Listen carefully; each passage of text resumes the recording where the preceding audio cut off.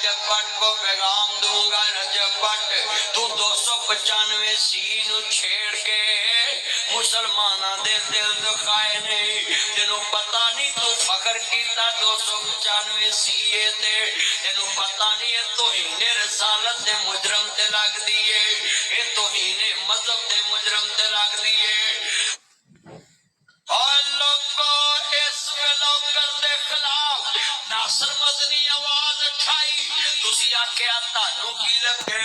میں تانوں کے آسی انہیں تڑیاں بیٹیاں دے خلاف بگار دیتے، انہیں تڑیاں بہناں دے خلاف بگار دے،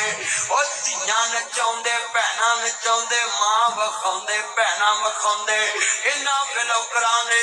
آج نماز دی بھی توہین کیتے، انہاں لوگاں نے جناب جی بلاگ دے بہانے ویچ توہین رسالت دی نبی دفاع 295 سی والے معاملے نو انہیں پرفیوم بنا کے برینڈ لانچ کیتا، پھر معافیاں منگتا پیا ہے، انہوں پتہ نہیں جی محمد عربی دے غلام زندہ نے، پھر انہاں لاہور وچ مولویاں نے ترنا دتا،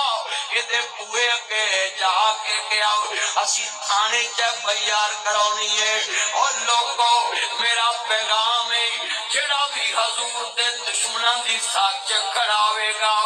انشاءاللہ یہ ناصر مدنی اعلان کرتا ہے محمد عربی کے غلام کل بھی زندہ تھے آج بھی زندہ ہے، یہ ملک حضور کے نام پہ بنا ہے، جیڑا ختم نبوت تے 295 سینو ہاتھ لائے گا بدلن واسطے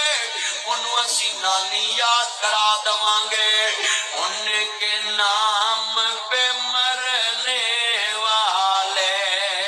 کل بھی تھے اور آج بھی ہے۔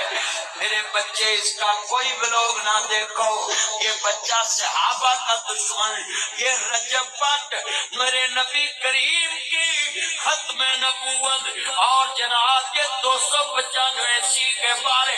اس نے جو برہن لانچ کیا، کہا کہ کافر پہ بھی یہ پرچہ میرے پہ بھی 2 پرچے، میں پیغام دیتا ہوں یہ 295 سی کسی کے اوپر ظلم کرنے کے لیے نہیں بنائی،